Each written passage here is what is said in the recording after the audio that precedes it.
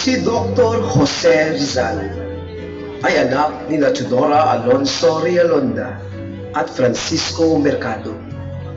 Si Doña Teodora Alonso Realonda, ang ina ng ating pambansang bayan, ay ipinanganak sa Manila noong Nobyembre 8, 1826 at nakapagtapos na kolehiyo sa Santa Rosa, ang kilalang kolehiyo para sa mga babae ng syudad. Siya ay kapansing-pansing babae na nagtataglay ng kausayang kultura, galing sa politikan at kakayahan sa negosyo, at may katapangan ng mga Spartanang babae. Si Francisco Mercado naman, ang ama ni Jose, ay nag-aral ng Latin at Pilosopiya sa Kolehiyo ng San Jose sa Manila. Habang nag-aaral, nagkatagpo at napamahal ang dalawa sa isa't isa hanggang sa sila'y ikasal noong Hunyo 28, 1848. Sila ay binayayaan ng 11 anak, 9 na babae at 2 lalaki. Si Jose Rizal bilang pampitong anak ay tinuruan ng kanyang ina, ang unang guro sa buhay ni Pepe.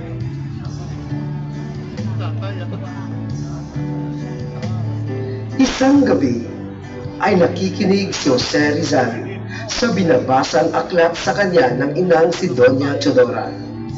Mahaba ang binabasa ng ina at si Jose Rizal ay inabot ng antok sa pakikinig. Napansin ito ni Doña Teodora.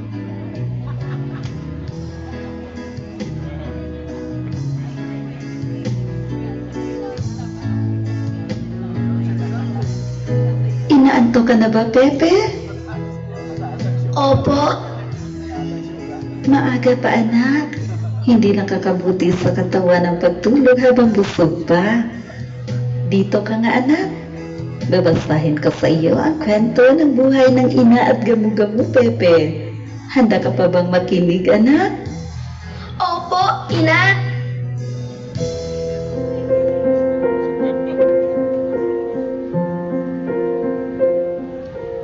Nais kong mahuli ang dati kong araw nang munti pang bata sa piling ni nanay.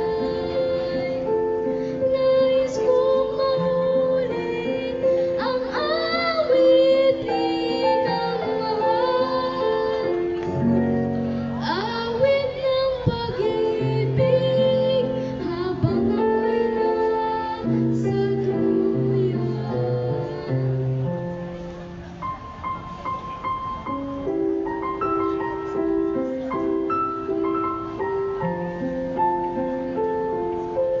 Nang munti pang bata sa piling ni nanay, nais kong mahuli ang awitin ng mahal, awit ng pag-ibig habang ako'y nasa duyan. Kung ang batang gamo-gamo ay nakinig sa kanyang ina, hindi iyon masusunog, anak. Matapang ang gamo-gamo, ina.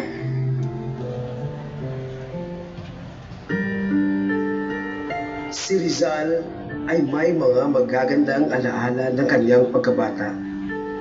Bilang isang pamilya, sama-sama silang nagdarasal. May mga pagkakataon na sila'y nananatili sa hardin upang magpalitan ng mga kwento kung saan dito si Rizal natutong magpahalaga sa kalikasan. Ang kabataan niya ay punong-puno ng pagmamahal at pag-aalaga ng kanyang mga magulang at mga kapatid. Bata pa lamang ay napagkitaan na ng angking galing at talino si Rizal. Madali siyang matuto sa lahat ng mga aralin. Ang kanyang unang guro ay si Doña Chodora na nagturo sa kanyang magdasal. 3 taong gulang siya nang matuto siya ng alpabeto at nagpakita ng kakayahan sa pagbabasa ng mga aklat. Masaya silang nananatili sa silid-aklatan ng kanilang tahanan kasama ang kanyang ina. Napansin ni Doña Chodora ang kakayahan ni Rizal sa balagtasan. Inuutusan niya itong sumulat ng mga taludtod hanggang sa maramdaman niya na nangangailangan ito ng pribadong guro na magtuturo sa kanya sa bahay. Sa edad na 8, naisulat niya ang kanyang unang tulang, Sa Aking Mga Kabata. 9 taong gulang si Rizal nang umalis sa Calamba upang mag-aral sa Binyan. Halika na, Jose, at ika'y akin lang ihahatid sa iyong tutuluyan. Sandali, Chong, at ako'y magpapaalam lamang sa kanila. Paalam na po, ina, ama, at aking mga kapatid. Paalam sa iyo, mahal kong Pepe. Sana ay mag-ingat ka, anak, sa iyong pupuntahan. Paalam, Pepe!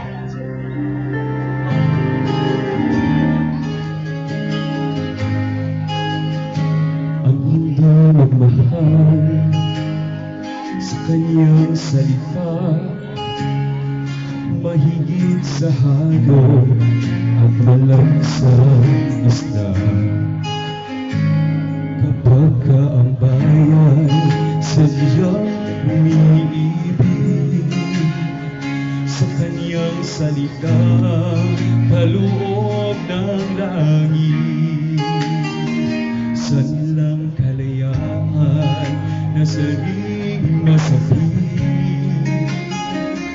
katulad ng ibon na sadyang papawid. Pagkat ang salita'y isang kahatulan sa bayan, sa narod, mga kaharian, at ang isang tao ay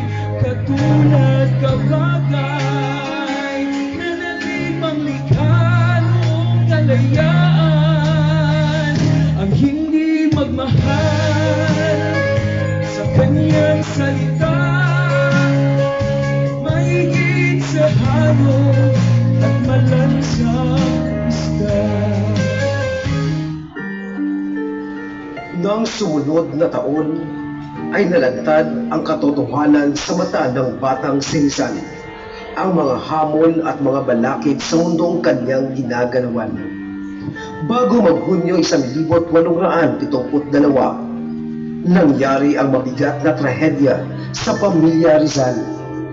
Ang kapatid ni Doña Teodora sa ama na si Jose Alberto ay bumalik mula sa Europa nang mabatid niyang iniwan siya ng kanyang asawa at mga anak para sa ibang lalaki. Nais na niyang magtapos ang kanilang kasal, subalit sa kabila ng payo ni Don Francisco, tinangkapan ni Doña Teodora na pag-ayusin ang mag-asawa. Ang asawa ni Alberto na tilang nagpapakita ng pagtulong mula sa tenyente ng Guardia Civil ay inakusahan ng kanyang asawa, si Jose Alberto, sa tangkang paglason sa kanya. Kanya ring pinaratangan si Doña Teodora bilang kasabwat sa pagbibigay ng lason. Ang alkalde mayor na si Antonio Vivencio ay kaagad namang naniwala sa mga paratang, bagaman siya ay isang kaibigan ng pamilya Mercado.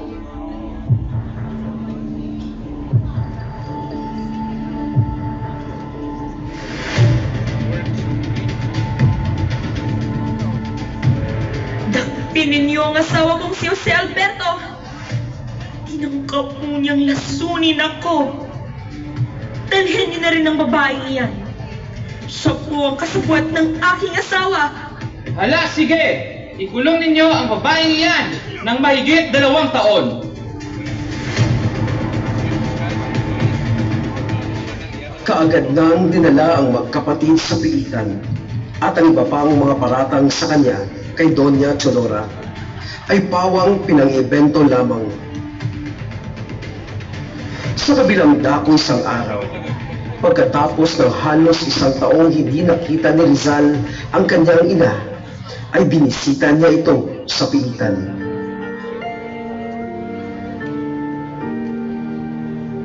Mahal kong ina, ako po'y nasasaktan sa iyong sinapit. Hindi po makatarungan ang pagkulong nila sa iyo.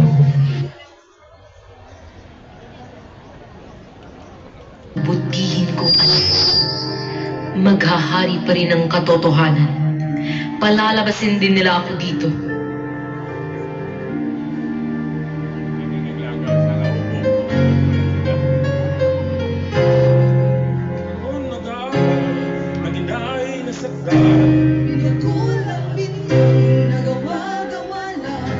Ipag-ay nila sundaw, muntik nang mamatay, at nagsipaglitaw ang maliit na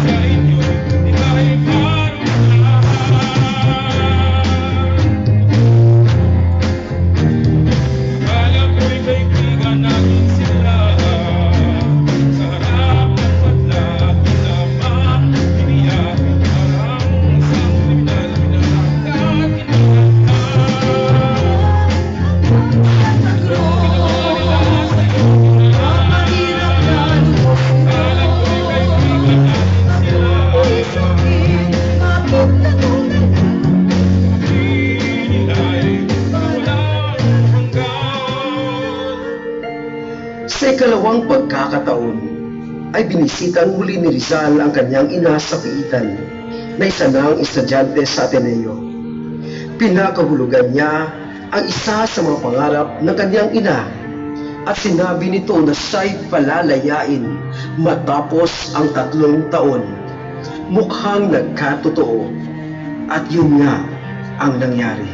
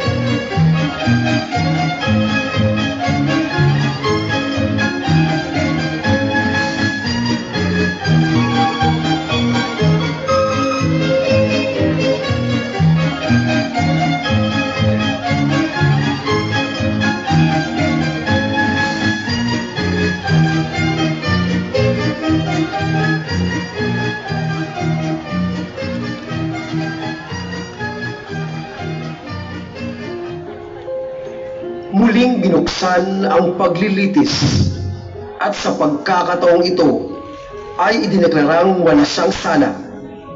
Subalit nangyari lamang ito matapos ang 3 taong sakit, pagtitiis at karamdaman mula sa piitan.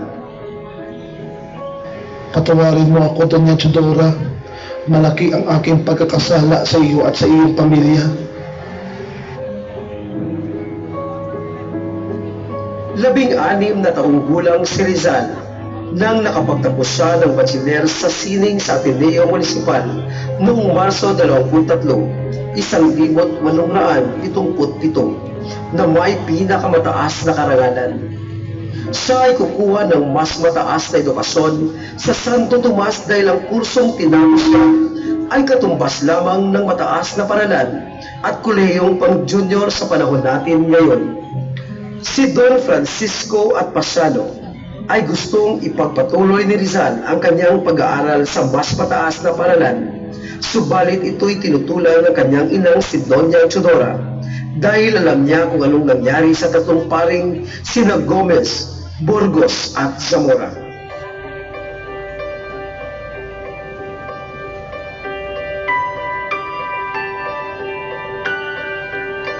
Huwag niyo na siyang ipadala muli sa Maynila. Marami na siyang alam. Kung magkaroon siya ng karagdagang kaalaman, siya ay puputulan lamang ng ulo ng mga Espanyol. Sige na, Pasiano. Samahan mo na ang iyong kapatid sa Maynila. Halika na, Pepe, at tayo aalis na. Alam na mahal naming ina, kami mo'y aalis na.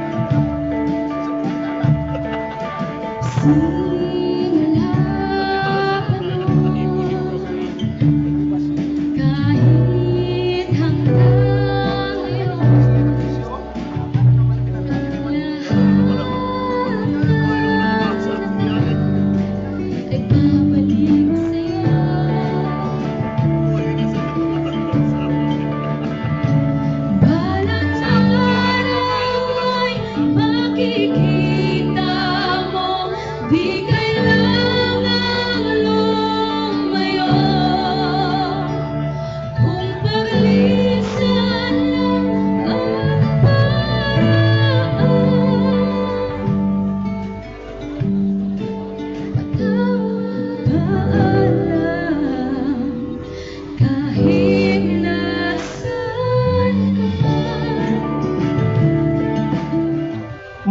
Matapos ang isang taong kurso sa Filosofiya at Sulat sa Universidad ng Santo Tomas, siya ay lumipat sa kursong medisina sa parehong paralan ayon sa payo ng rektor ng Ateneo.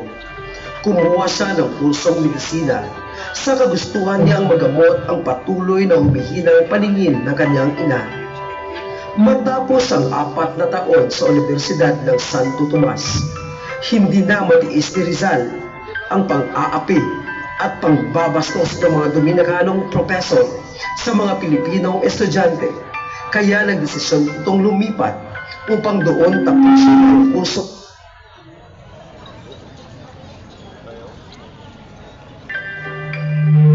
Hindi ko na po kayang lumalagang pangarap, kawalan ng pagmamalasakit at pag-uusig sa aming universidad.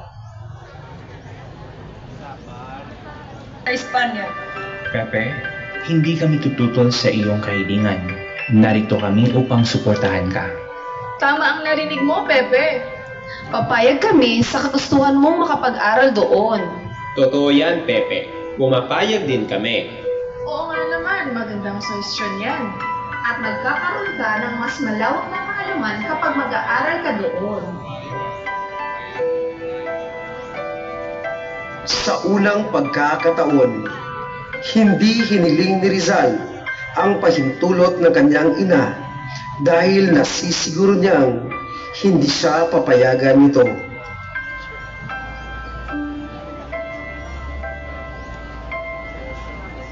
Pagkatapos ng 5 taong paglalakbay sa ibang bansa, si Rizal ay umuwi sa Pilipinas noong Agosto 8, 1887 at nagtayo ng klinikang medikal sa Calamba.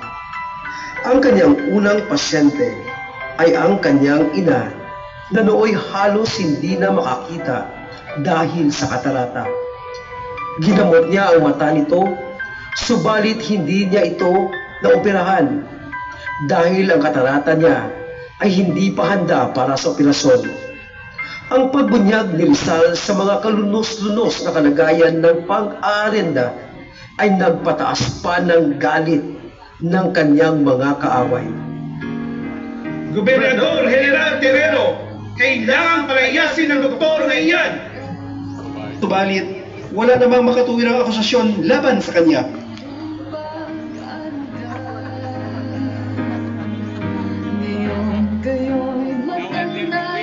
Tingnan mo, mahal. May natanggap akong sulat na nagbabanta sa Yan? Hindi.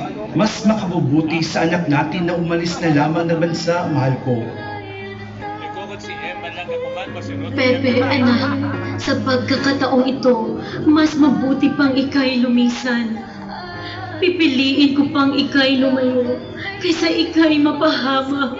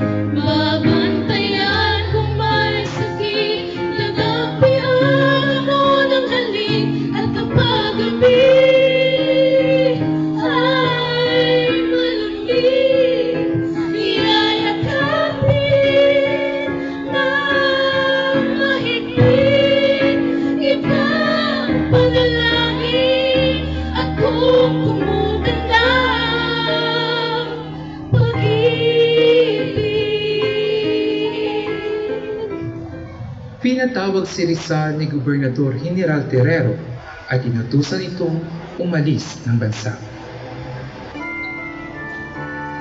Si Jose Rizal ay nanatili sa ibang bansa ng halos 8 taon, mula 1882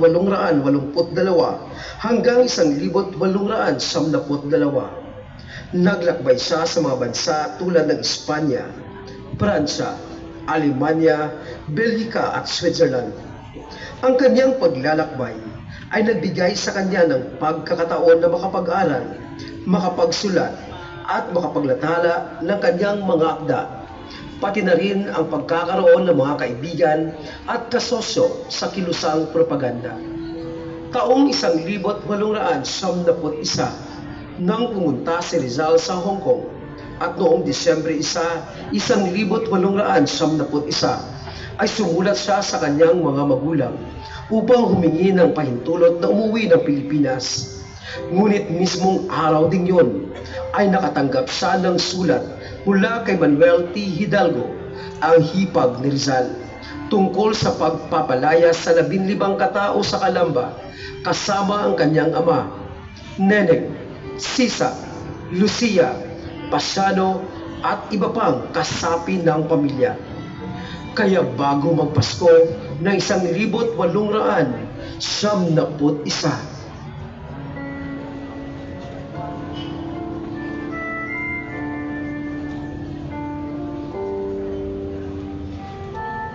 Maraming salamat at kayo'y ligtas na nakarating dito. Narito na rin pala sina ina at iba nating mga kapatid, Pepe. Ako'y nag-aagalak dahil sa wakas ay kasama ko na kayo, mahal kong ina at mga kapatid.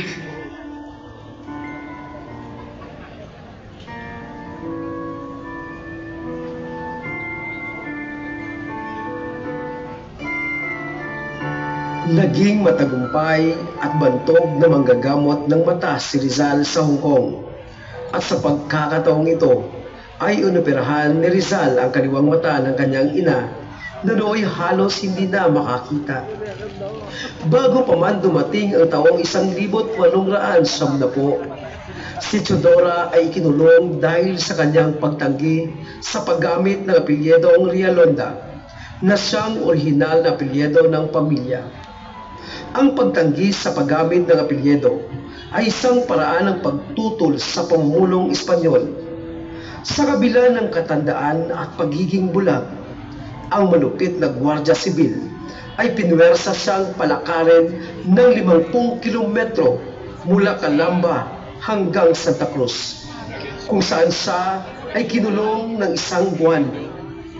Mabuti na lamang ang gobernador ng Laguna na isang kilalang kabalyer ay naawa sa kanya at kanya itong pinalaya.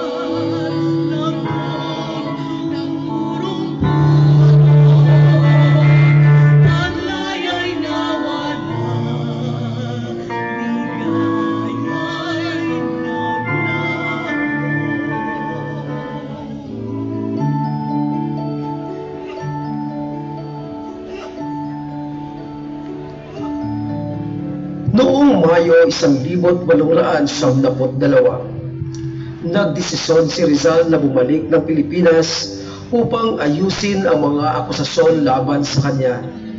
Subalit ang kanyang pagbabalik ay nagdulot ng pagkagalit sa mga Espanyol at nagdulot din ng kanyang pagkakulong at paghatol ng kamatayan.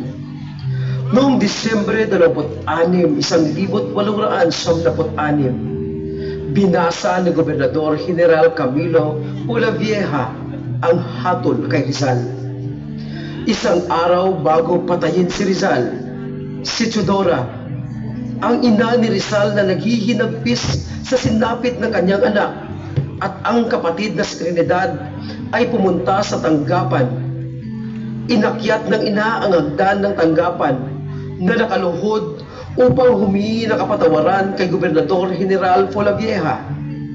Buong sakripisyo itong ginawa ng isang dakilang ina upang mailigtas ang buhay ng kanyang anak laban sa kamatayan.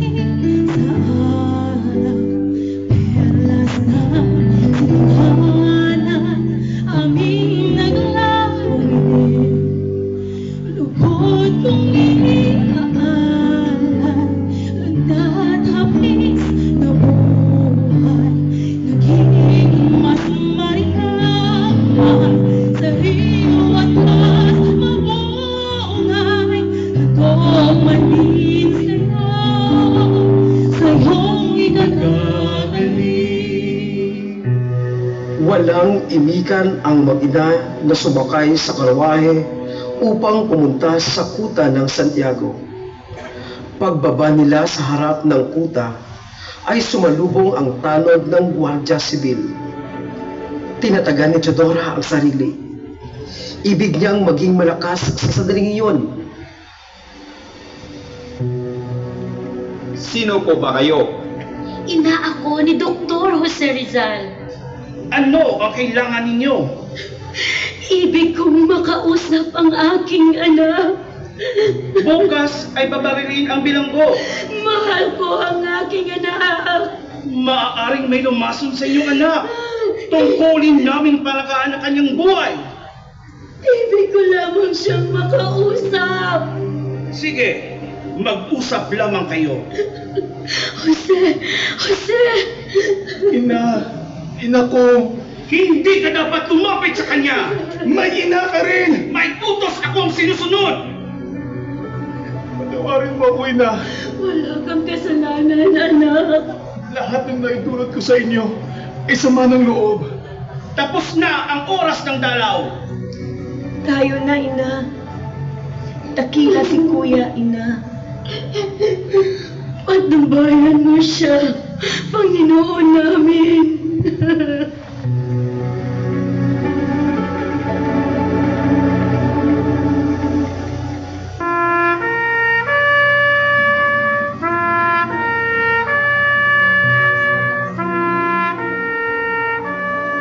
Alas 6:30 ng umaga ay tumunog ang trompeta sa Fort Santiago.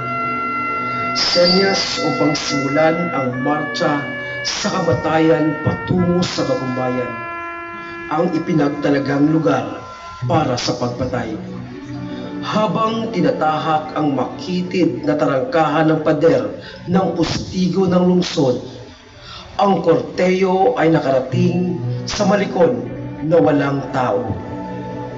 Si Rizal ay tumingin sa langit at nagsabi sa isa sa mga pari,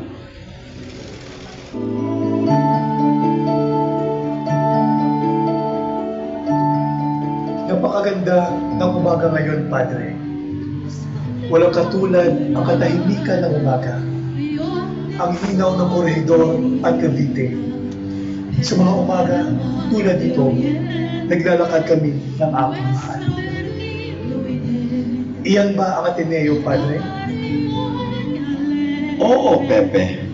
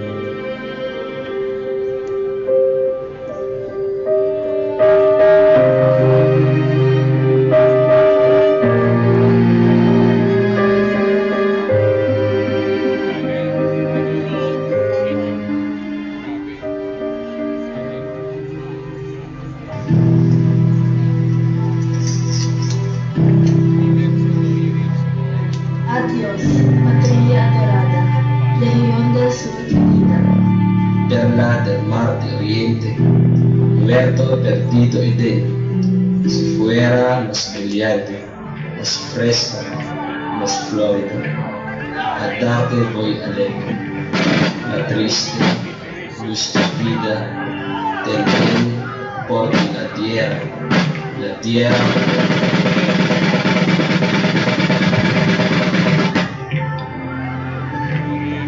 ¡Nombre del rey de España!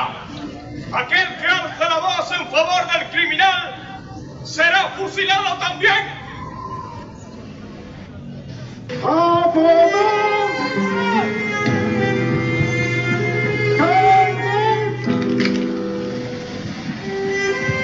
¡Apunte!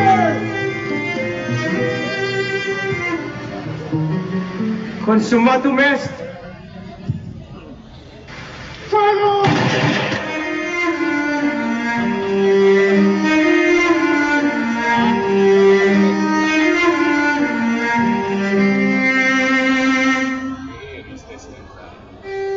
Patay na ang Indio! Bravo! ¡Muerte a los traidores! ¡Viva España!